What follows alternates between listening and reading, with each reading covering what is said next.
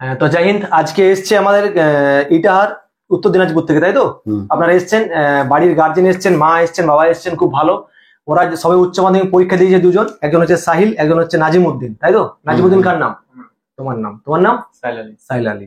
তো এরা দুজনে উচ্চ মাধ্যমিক পরীক্ষা দিয়ে পর এসেছে, একদম সঠিক সিদ্ধান্ত। আর আপনাদেরকেও বলে রাখি যে সিদ্ধান্তটা সঠিক এই কারণে, কারণ কলকাতার নিয়ারেস্ট অনেক কলেজ আছে।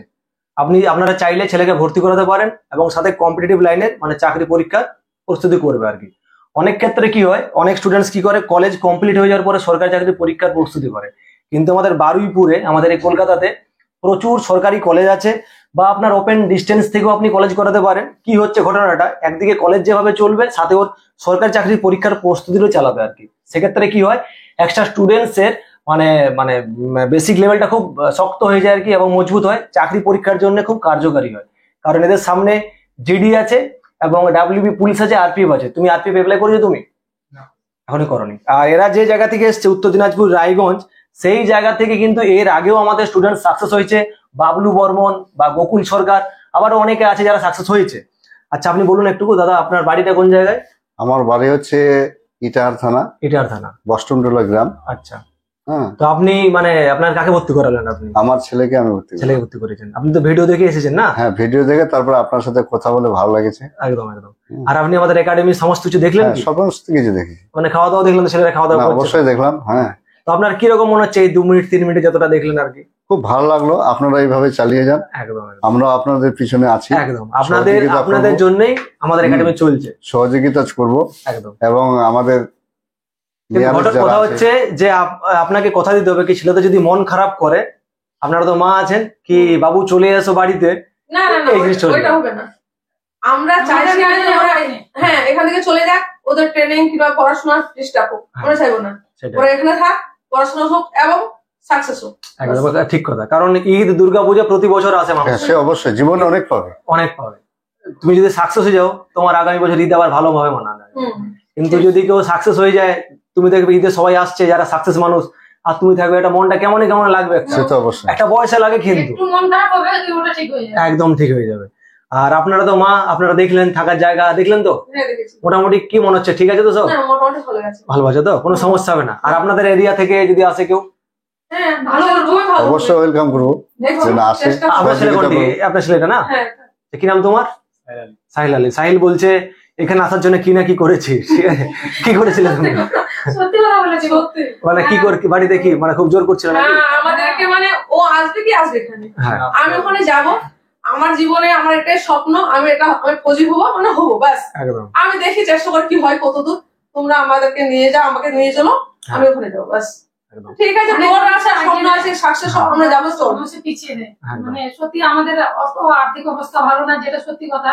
কিন্তু তবু বাচ্চারা যেভাবে জেদ করছে, আমরা চাইছি যে বাচ্চারা আগা। ঠিক আছে, আমিও মন থেকে চেয়েছিলাম যে পারবো না, হয়তো খরচা মেটাতে পারবো না। এখন এখানে এসে যেটুকু ভাবছি যে হয়তো আরো কিছু খরচা হবে, কিন্তু যাই হোক এই দাদা আমাকে খুব হাইসলা দিচ্ছে যে না থাকুক, ভালো আমি আছি, আমি পিছনে থাকবো।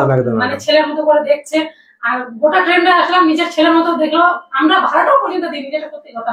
দাদা দিদি সম্পূর্ণ ভাবে নিজের মতো করে নিয়ে আসলো। হ্যাঁ, আর ছেলে দুটোই আমাদের সম্পূর্ণ, মানে এখানকার সব ছেলেরাই ভালো, আমরা সবসময় চাই। আর ঘটনা হচ্ছে কি, গার্জেনরা এসছেন, সমস্ত কিছু দেখেছেন, তারপরে আমি টাকা নিয়েছি, আগে নেওয়া হয়নি। আর চাকরি পরে কি কোনো কন্ডিশন করেছি চাকরি টাকা দিবেন বা, এখানে ওরকম কোনো সিস্টেম নেই। আর সব থেকে বড় কথা হচ্ছে একাডেমি সম্পূর্ণ আপনাদের সহযোগিতাতে চলছে। কিন্তু অবশ্যই যদি এরা সাকসেস না হয়, ইটাহার, রায়গঞ্জ, উত্তর দিনাজপুর থেকে কেউ আসবে না, আর না দক্ষিণ দিনাজপুর থেকে আসবে। যদি এখান থেকে ফিডব্যাক খারাপ নিয়ে চলে যায়, আপনারা কিন্তু কখনোই পাঠাবেন না। আপনি নিজেও বললেন যে আপনার একটা ফেস ভিউটা ভালো আছে ওই এলাকাতে, এবার আপনি যদি শুনেন কাজ আছে একদম একদম অনেক মহিলা আমার হাতে, ওইটাই যদি কোনো ছেলেকে পাঠায় একদম আমাকে ওরা কন্টাক্ট করেছে যে হ্যাঁ তোর ছেলেকে নিজের দেখে আয়, কেমন কেমন ভালো যদি হয় তাহলে আমাদের ছেলেকে, ছেলে শুধু না মেয়েকেও পাঠাবো। একদম। আমার মেয়েদের আপনি দেখলেন তো, মেয়ে আছে অনেকেই আছে এখানে, ছেলে এবং মেয়ে প্রত্যেকে আছে। আর প্রত্যেককে বলে রাখি, ছেলে এবং মেয়েদের ক্লাস আমাদের আলাদা করানো হয় এবং প্রত্যেকটি বিষয়ে আলাদা আলাদা স্যার আছেন। আর যেটা প্রথমে সমস্যা হবে, দেখুন এটা চাকরি পরীক্ষার কম্পিটিশন, প্রথমে 1 মাস একটু সমস্যা হবে বুঝতে পারছো তো ব্যাপারটা? কারণ একটা জায়গাতে কিছু শেখানোর ব্যাপার থাকে। 1 মাস আমাদেরকে সময় দাও, আর 1 মাস সময় দেওয়ার পরে যা কিছু সমস্যা হবে আমাদেরকে বলতে হবে। আর তার থেকে বড় কথা হচ্ছে, যদি এদের কোনো শারীরিক সমস্যা হয়, খাওয়া দাওয়ার সমস্যা হয়, বা পড়ালেখাতে হয়, প্রথমে কিন্তু আমাদেরকে বলতে হবে। যদি আপনাদেরকে প্রথমে জানাই, আমরা সেটা কি করে সলভ করবো? সে তো অবশ্যই, হ্যাঁ। এবার ধরুন আপনি ফোন করলেন যে আমি সাহিলের বাবা বলছি, তো সাহিলের বাবা তো আর অনেক সাহিল আছে এখানে, আমি বুঝবো কি করে সাহিলটা কে আছে? গার্জেনের নাম্বার তো সব সেভ রাখা হয় না আমাদের, স্টুডেন্টস এর নাম্বারে আমরা সেভ রাখি, আর বাকি এখানে থাকে। তো ঘটনা হচ্ছে তোমাদের যা কিছু সমস্যা হোক না কেন, ব্যক্তিগত থেকে যা কিছু হয় আমাদেরকে কিন্তু প্রথমে জানাবে। আর তোমাদের রাত্রেবেলা করে শরীর খারাপ হোক বা যে কোনো যা কিছু হোক আমাদেরকে জানাবে, সাথে সাথে আমাদের এখানে ট্রিটমেন্টের ব্যবস্থা থাকে। তোমাদের পড়ালেখায় যদি সমস্যা হয় আলাদাভাবে টিচাররা তোমাকে পড়াবেন, এর জন্য টিচার এক্সট্রা টাকা নেবে না কিন্তু। যদি মনে করুন আপনার ছেলেদের বুঝতে সমস্যা হচ্ছে পড়ালেখাতে, সেক্ষেত্রে যদি ওরা বলে কি আমার এক্সট্রা ক্লাস চাই, আবার এই ক্লাসটা বাদ দিও, যদি বলে 1 মাস হয়ে যাওয়ার পরে কিন্তু তখন কিন্তু আমরা এক্সট্রা ক্লাস দেবো আপনার বাচ্চাদেরকে, ওর জন্য 1 টাকাও চাইবো না। যে টাকাটা হচ্ছে এটাই, ওটা ভালো হলো, খুবই ভালো। হ্যাঁ, কিন্তু ঘটনা হচ্ছে অসুবিধা হবেই, স্বাভাবিক, কিন্তু ওদেরকে সেটা মুখ ফুটে বলতে হবে, সেটা বলতে প্রকাশ করতে হবে। প্রকাশ না করলে তো কিছু বোঝা যাবে না। স্যার ওটা কিন্তু তোর যদি কোনো অসুবিধা হয় তাহলে ওটা স্যার আমার এই সমস্যাটা হচ্ছে, আমাকে এটা সমাধান করতে হবে, কিভাবে করবো একদম একদম সেটা রাস্তায় দেখাই দিবে। আর ছাত্রদের সব থেকে বড় কি প্রবলেম জানো তো, মুখ ফুটে কিছু বলে না, বলে না, ঠিক যে বলবো হয়তো স্যার কি বলবে না বলবো, কিন্তু ঘটনাটা হচ্ছে কি তোমার মনে করো যে একাডেমিতে একটা কিছু খারাপ জিনিস আছে, কথা বলছে, যদি তুমি সেটা তুলে ধরো তাহলে তুমি ভালো করতে পারবো। অবশ্যই তুমি তুলে যদি না ধরো, আমি কি ভাববো যে আমার একাডেমি খুব সুন্দর আছে? সমস্যা না জানালে সমস্যার সমাধান হবে না, কখনোই হবে না। তবে আমি স্যার বলে একটা হ্যাঁ, কথা, বলুন। আমার ছেলে যে আছে কিনা, যে ছোটবেলা থেকে যে টিউশনি করেছে মাস্টারদের সাথে সে ফ্রেন্ডলি মিশিয়ে যায়, একদম এটা কিন্তু আমি দেখেছি। আপনাদের এরিয়ার অতএব আপনার সঙ্গে মিশবে, হ্যাঁ, আপনাদের যে সহশিক্ষক গুলো আছে তাদের সঙ্গে মিশবে, এটুকু আমি আশা করি। ব্যাস এটা যদি করে দেয় আমাদের খুব ভালো হয়। কেন বলুন তো, অনেক ক্ষেত্রে কি হয়, বাবা মাকে বলেছে, এবার আপনারা বাবা মা আপনারা দূরে থাকছেন, এবারে মনে হবে কি যে দেখুন একটু ঘটনাটাকে অনেক বড় মনে হয় বাইরে থাকলে। অবশ্যই যতই এরা খাওয়া দাওয়া করুক, যেমনই করুক, আপনার চিন্তা থাকবে কিন্তু সে তো অবশ্যই, সেটা আমার কি খাচ্ছে, সেটা কেমন পড়াশোনা করছে, কি করছে, হ্যাঁ, স্নান করছে কিনা করছে, ঘুম থেকে উঠেছে কিনা, অনেক চিন্তা থাকে। তো যা কিছু হবে আমাদেরকে নিজের বাবা মা মনে করে এটাও শেয়ার করতে হবে। যদি না, এটা আমাদের যে রিকোয়েস্ট আমার, হ্যাঁ, আমরা যদি তুমি না বলো তোমার সমস্যাটা, আমরা কখনোই মেটাতে পারবো না।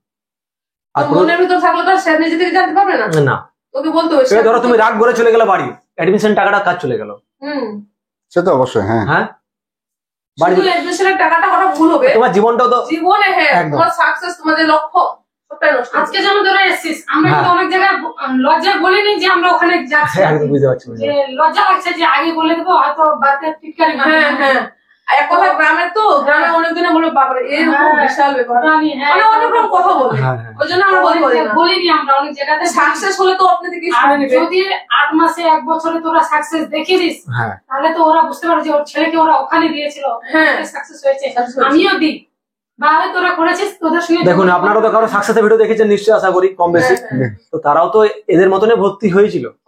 যদি মানছি কষ্ট ছিল একাডেমিতে, সে কষ্ট সহ্য করেছিল কি আমাকে আগামী দিনে সাকসেস হতে হবে, তো সেই হচ্ছে ঘটনাটা।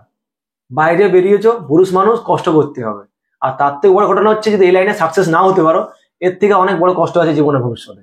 অবশ্যই, হ্যাঁ, এই সরকারি চাকরি যদি না করতে পারো, আগামী দিনে তখন লোকের আন্ডারে হয়ে কাজ করতে হবে, লোকের মানে রিকোয়েস্ট করতে হবে, পায়ে তেল মারতে হবে, দাদা এই ব্যবস্থা করে দিন, দাদা ওইখানে ব্যবস্থা করে দিন। এই হচ্ছে ঘটনাটা। সময় থাকতে সময়টাকে কাজে লাগাও। আর এই বয়সটাতেই তুমি চাইলে চাকরি করতে পারবে। তোমার বাড়ির বাবাকে যদি বলো কি বাবা ফর্ম ফিল আপ করো চাকরির জন্য, বাবা পারবেন না কিন্তু। না, পারবেন কি? তুমিই পারবে, চলে গেছে ওটা আর ফিরবে না। ঘটনা হচ্ছে বাবা তোমাকে একটা ভালো জায়গাতে প্রতিষ্ঠানে ভর্তি করে দিয়েছেন, তুমি তোমার বাবার কথাটা রাখো আর আমাদের একাডেমির নামটাও রাখো সাথে। কারণ ওই এলাকার ইটাহারের প্রচুর ছেলে আছে, আর আমি যেটুকু জানি কি ইটাহারের দিকে ওই সাইডে আমাদের নামটাকে একটু মোটামুটি আছে। হ্যাঁ অবশ্যই, কেমন আছে না জানি না, মোটামুটি জানি, কারণ অনেকে আছে। এটাই হচ্ছে ঘটনাটা, ঠিক আছে? আমি সত্যি সাহস পাচ্ছিলাম না স্যার, আমার ছেলের জন্য আমি সাহস পেয়েছি। একদম অনেক ছেলে আছে, আর যে ভিডিও করছে তারা আপনার এলাকারই ছেলে, ঠিক আছে? তো ঠিক আছে, দেখা হচ্ছে আমাদের পরবর্তী ভিডিওতে। জয় হিন্দ, জয় ভারত।